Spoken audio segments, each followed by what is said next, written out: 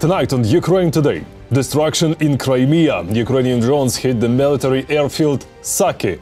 Several enemy aircraft were destroyed or damaged. Nuclear apocalypse? Moscow and Washington are now openly talking about atomic war. On the battlefield, from Russian assaults involving women to a growing HIV crisis among their troops. Side by side with Ukraine, a top U.S. State Department official reaffirms American support. All that and more coming up right now.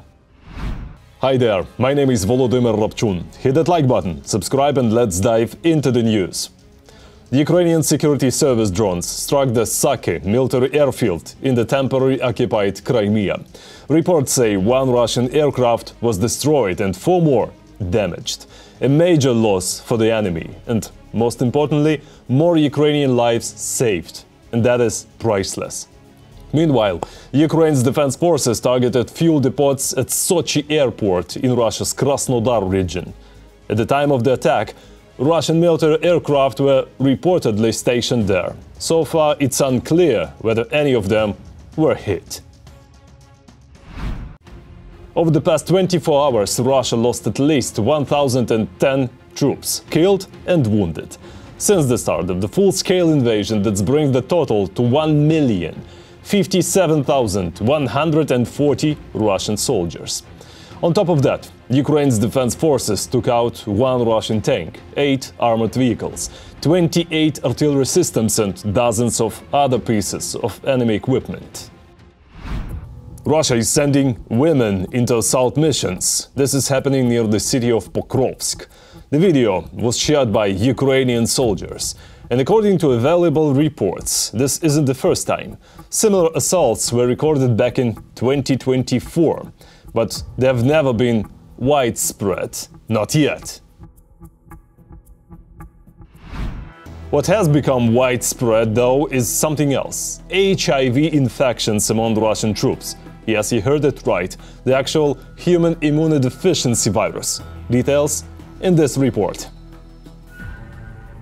It's not just the Ukrainian armed forces that are helping to destroy the occupiers in this war, but also HIV. The disease is decimating Russian soldiers, but you won't hear about it on federal TV channels. I deliberately failed the Military Medical Commission because I have HIV. I got hepatitis there, and my left kidney isn't working, it's failing. What should I do? Help all of us. Everyone here is without legs. The only thing uniting us is that tomorrow we're being sent to the front line. Since the start of the full-scale invasion of Ukraine, the number of HIV infections among Russian soldiers has increased by 2,000%. I passed the medical commission at my city's military enlistment office. So it turns out they forged everything. After that, in Nizhny Novgorod, at the regional military enlistment office, I didn't undergo a medical examination. I just brought the paperwork. What is causing this sharp increase? First, it's due to unprotected sexual contact among Russian soldiers and drug use. Second, syringes tend to run out very quickly, especially during war. That's why medical staff in field hospitals don't hesitate to reuse disposable syringes multiple times. During the service itself, it became evident that some individuals unfortunately got infected, because we know from various independent and reliable sources that there were a significant number of wounded, a great many severe injuries, such as limbs being tragically torn off, and naturally, this inevitably leads to very significant and life-threatening blood loss. And so, if a person, for example, is living with HIV, not receiving treatment, and maybe even unaware of their status, and they suffer such an injury, it's possible that this infected blood could have been transmitted to others as well. The rise in diseases and deaths from the immunodeficiency virus is also directly linked to the Kremlin, which under the guise of protecting traditional values has increased pressure on educational and preventive organizations fighting HIV. The authorities have almost stopped publishing data on HIV. At the same time, the Russian army, which is in a state of prolonged isolation and lacks medical care, has become especially vulnerable. For example, they started recruiting prisoners with HIV into the army. Actually, probably not into the army itself, but into private military companies. companies. Plus, after the partial mobilization was announced. And also, after they started offering such huge sums for signing a contract, some people with HIV joined the service. They decided to hide their HIV status. Despite statements that people with HIV are not being sent to fight in the war with Ukraine, in reality there are at least hundreds of contract soldiers, mobilized troops and volunteers with this diagnosis on the front lines. Despite the diagnosis and the medical commission's conclusion of limited fitness, the soldier was transferred to a motorized rifle battalion and later to combat positions. Conscripts diagnosed with HIV are not accepted into the army. This disease falls under category D, which means complete exemption from service. Yes, indeed, there may have been cases when a person at a certain stage of HIV infection was allowed to continue serving in the army if they were diagnosed while already in service. But at the same time, a person with HIV was not allowed into the army in the first place. And here there was also strict control at the entry stage when it was mandatory to provide certificates regarding HIV, the presence of HIV infection, viral hepatitis, and tuberculosis. All of these diseases served as grounds for exemption. But again, after the so-called special military operation began and after it became necessary to fill the army with new people, so to speak, to replace those who had left, of course, they started to turn a blind eye to this. From the very beginning of the mobilization in Russia, HIV-positive Russians have been receiving draft notices and continue to receive them to this day. The military enlistment officers are not aware of their current health status. Some volunteers hide it in order to go to war and earn money, while others simply do not know about their diagnoses. At the same time, the Russian Ministry of Defense is concerned about reputational losses. So, yes, indeed, we cannot say that the HIV epidemic has been overcome as of today.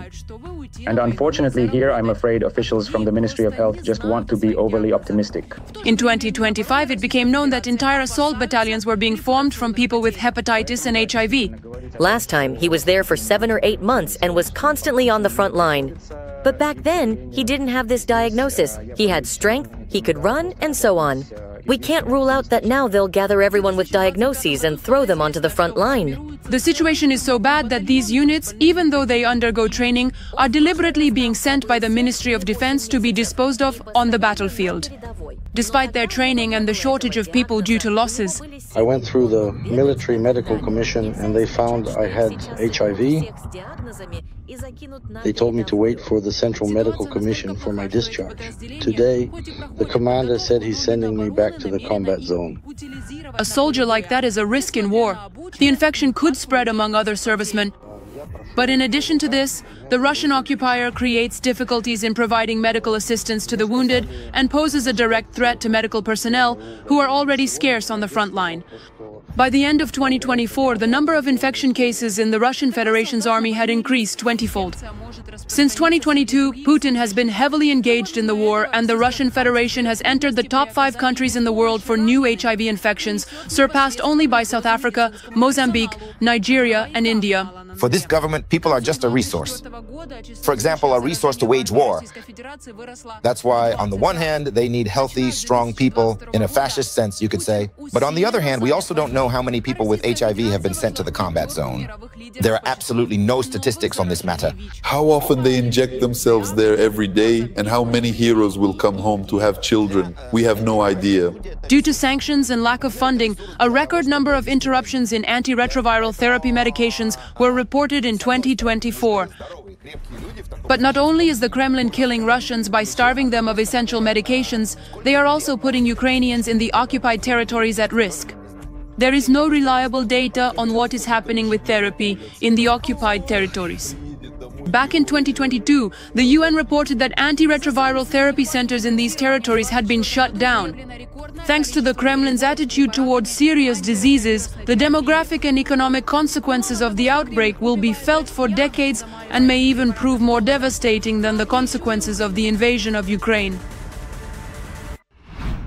We have also got new details about the destroyed bridge in Russia's Bryansk region. Official reports say it was taken out by an FPV drone. You might say that's impossible, those bridges are way too strong for a regular FPV, and you'd be right. Turns out the Russians had mined the bridge themselves. Ukrainian forces discovered the explosives and helped trigger them. The result? One less bridge for the enemy. More on the battlefield situation in the next report. Long-suffering Kherson is once again under a massive attack by Russian occupiers. The day before, the enemy dropped 2 guided aerial bombs on the city, aiming to destroy the local bridge. As a result of the attacks, the automobile crossing leading to the Korabel neighborhood was seriously damaged. As seen in the footage, the bridge has sustained serious damage, with a gaping hole in the middle of the roadway. Nevertheless, the crossing has withstood the attack. Regarding the bridge, yes. As for the bridge, yes, there was a strike on the bridge. Russian propaganda has already managed to spread a fake about the bridge being destroyed. However, it is still standing. Indeed, the bridge has sustained some damage, and the roadway is damaged. By dropping a bomb on the only overpass leading to the Korabel neighborhood and cutting off the gas pipeline, the occupiers have trapped the residents of Kherson. Local authorities are urging residents to evacuate, as due to the serious damage to the bridge, it will be difficult to deliver food and other essential goods to the neighborhood for the time being. There are certain logistical problems precisely because of the damage to this roadway. This affects the delivery of food and medicine, as well as the ability of emergency medical services and all other services to get in and out. It is precisely because of these logistical issues that we are emphasizing the need to consider evacuation from the Korabel neighborhood. Meanwhile, local volunteers have already tested the damaged bridge for stability. After driving around the crater, they managed to reach the other side. However, it is unknown how long the crossing will last in this condition. The Kherson Regional State Administration also does not rule out repeated attempts by the occupiers to destroy the crossing, especially since the Russians have recently been resorting to new tactics of terror. According to the Commander-in-Chief of the Armed Forces of Ukraine, Oleksandr Syrsky, the most difficult situation on the front today is in the Pokrovsk, Dobropilya and Novopavlivka directions. The Russian army is using the tactic of total infiltration there and increasing sabotage activities behind the lines. The enemy is intensifying its efforts to capture our key urban areas, searching for weak spots in our defenses and conducting active combat operations simultaneously in several directions. In this way, they are trying to enter in particular Pokrovsk. However, Russian sabotage and small infantry groups are being neutralized. To effectively counter sabotage and reconnaissance groups, SRGs, we have created and are deploying anti-sabotage reserves whose task is to search for and destroy enemy SRGs. By the way, our defenders from the anti-sabotage reserve announced by Syrsky can already boast their first results. Thus, in temporarily occupied Melitopol, GUR agents blew up a car carrying Kadyrovites. This unique operation was caught on video. It is known that the partisans managed to plant explosives in the occupiers' minivan, after which it exploded. At the moment of the explosion, fighters from the Akhmat unit were inside the vehicle. As a result of the detonation, at least 5 Kadyrovites were killed. The explosion also wounded 2 occupiers who were in a neighboring vehicle and destroyed a mobile electronic warfare complex. Thanks to the brilliant work of our defenders, the occupiers also experienced the shortest triumph of the entire war in Ukraine. It took the fighters of the main intelligence directorate exactly 24 hours to drive the Russians out of the positions where they had hastily organized a photo shoot with the tricolor. We are talking about the settlement of Zelenaya Roshcha in the Donetsk region. There, after capturing the settlement, Russian fighters tried to reach the borders of the Dnipropetrovsk region and in their excitement hurried to report their success. However, just a day later, it was already the fighters of the main intelligence directorate of Ukraine taking photos in the same spot. Nevertheless, analysts from Deep State are forced to acknowledge that, despite everything, the pace of the occupiers' advance on the front has not slowed down. Thus, in July, they were at about the same level as in June. The Russian army managed to capture 564 square kilometers of our land.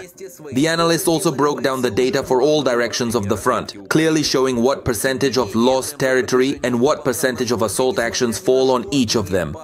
According to the statistics, the Pokrovsk and Sumy directions are the least effective for the Russian army. After all, it is there that the enemy has to attack more frequently to achieve any success. Meanwhile, the Novopavlivka direction is the most problematic for the Ukrainian armed forces. There, the enemy achieves greater success with fewer losses. For the other sections of the front, the breakdown is almost 1-to-1. And there is yet another piece of bad news from the front. The occupiers are doing everything they can to restore Donetsk airport in order to use it in the war against Ukraine. This is evidenced by recent satellite images. The fortifications that previously blocked the runway of what was once an international airport have already been covered over, indicating a likely preparation for its reuse. Construction work can be seen on the site of the former parking lots. Analysts suggest that a fuel and technical base is being prepared there. In addition, there is preliminary information about individual launches of Russian attack drones from the territory of the Donetsk air hub. And finally, some extremely discouraging news for the occupiers and for Putin personally. Ukraine has likely blown up the Kremlin's main gas pipeline in the Volgograd region. This concerns a section of the Central Asia Center pipeline, the third longest in the world. So far, it has not been directly stated that it was Ukrainian special services who carried out the explosion. However, all signs point to exactly that. According to analysts, the operation was likely carried out thanks to GOR agents in Russia. Every voice matters. Join our community, support independent journalism and help us bring you the truth from Ukraine. Become a member of Ukraine today. Join us now. Ukraine is fighting for freedom. Support independent Ukrainian journalism so we can keep telling the truth about Russia's war. Click the link in the description to become our sponsor. And don't forget to like, subscribe, comment and share this video. It really helps the channel grow. Thank you. The Ukrainian Air Defense has shot down 161 of 162 Russian drones launched overnight. The enemy also fired a Kinzhal aeroballistic missile. There were strikes and debris impacts in the Odessa and Kyiv regions. In the Zaporizhzhia region, Russian forces targeted firefighters with a drone while they were putting out a blaze. A fire truck was damaged, but luckily no one was injured. This week, a special U.S. envoy, General Kit Kellogg, is expected in Kyiv. That's according to the Kyiv Post. Reports suggest this visit may coincide with another one by Steve Witkov, but to Moscow. Let me remind you, next Friday is a deadline from President Trump's ultimatum that gives Putin 5 days to strike a deal with Ukraine. If he doesn't, the US is ready to impose tougher sanctions and new tariffs. Now, Kellogg's visit to Ukraine makes perfect sense. He's a welcome guest here and there's a lot to discuss, especially weapons. But Witkov's trip to Moscow, honestly, I don't get it. With Putin's current behavior, this seems incredibly risky to Trump's envoy. Diplomacy isn't Russia's game, terror is. And what exactly are they going to talk about? A ceasefire? A final warning?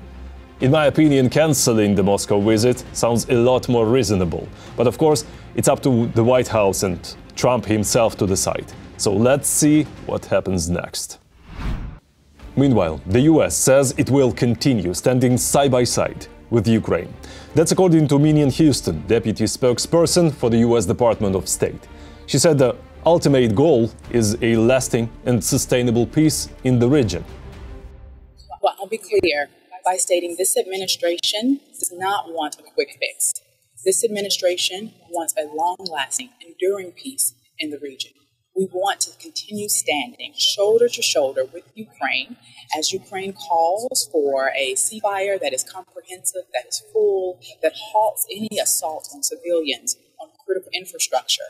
The United States knows, and this president has been very clear, that in order to get there, we have to continue to see direct talks, as we saw in Istanbul. We have to continue with a push for a comprehensive, unconditional ceasefire that will result in a negotiated peace. The Secretary has said on multiple occasions that means both sides may need to make decisions that they are willing and able to make that will result in the peace, security, and prosperity for their citizens. The United States stands closely in ensuring that we can see an enduring peace, a lasting peace, and we will not turn away during this moment of need.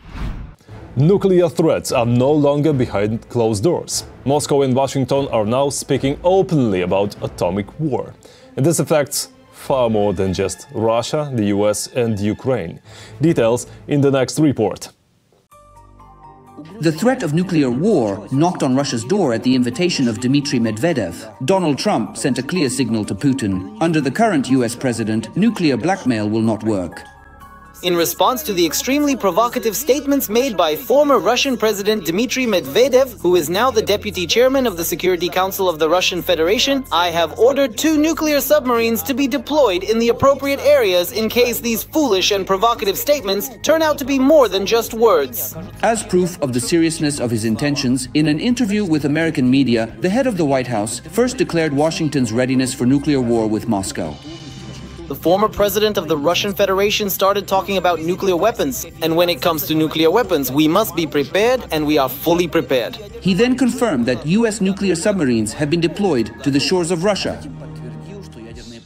Former Russian President Dmitry Medvedev said some very bad things talking about nuclear weapons. He has said things like that before, so we must always be ready. And that's why I sent nuclear submarines to the region. I just want to make sure that his words are just words and nothing more. They have moved closer to Russia. Yes, they have gotten closer to Russia. And here, Putin's former placeholder in the Russian presidential seat miscalculated. Unlike most politicians, for Donald Trump, social media is the main battleground for both politics and business. Iran and Israel must make a deal, and they will, just like I made India and Pakistan make one. In this case, using trade with the US to bring reason, unity and sanity to the negotiations. What most people see as the drunken ramblings of the drunkard Medvedev, for the US president is a reason to increase pressure and escalate. Medvedev shot himself in the foot, but not just himself. In fact, he shot the Russian Federation itself in the foot. He nullified all the previous decades of efforts by the Russian Federation in terms of nuclear blackmail by the occupying country against the United States and NATO countries. The United States essentially used the rhetoric of the Russian Federation, namely nuclear saber-rattling, against Russia itself. This is called mirroring. Essentially, there has been a strategic shift in the relationship between the Russian Federation and the Western world. The likelihood that Putin will start a nuclear war is much higher than many are willing to admit. It's good that Donald Trump saw through the Russian regime. It's much worse that nuclear policy is being dictated by social media posts. For all these decades, Russia's nuclear saber-rattling has been a demonstrative rhetoric aimed at exerting informational and political pressure on Western countries to show the Russian Federation's resolve in the event of a possible use of nuclear weapons. That's what we're talking about here. This is what the entire foreign policy of the Russian Federation was based on. Previously, the Russian dictator's trump card, nuclear blackmail, worked on both Europeans and the American administrations of Obama and Biden. The aggressor must still know that retribution is inevitable, that he will be destroyed. And, well, we are the victims of aggression, and as martyrs we will go to heaven, while they will simply die. Now, however, Trump's actions and statements have shown that any further attempts by Russia to play games with the atomic bomb will primarily bring nuclear clouds over Moscow and the Kremlin. Estonia has installed metal gates on its border with Russia. They've appeared on the so-called Bridge of Friendship, connecting the Estonian city of Narva with Russia's Ivangorod. More upgrades are coming. Estonia plans to install retractable barriers that can completely stop car traffic if needed. The pedestrian part of the bridge remains open for now. And finally, a historic win for Ukraine. For the first time ever, our country takes gold at the European Beach Volleyball Championship for women's pairs. Marina Hladun and Tetiana Lazarenko beat the team from France in the final.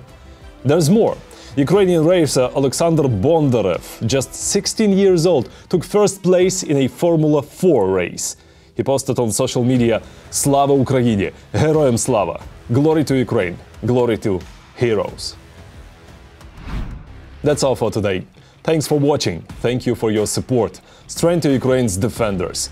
Don't forget to like, subscribe, comment and share this video. See you next time.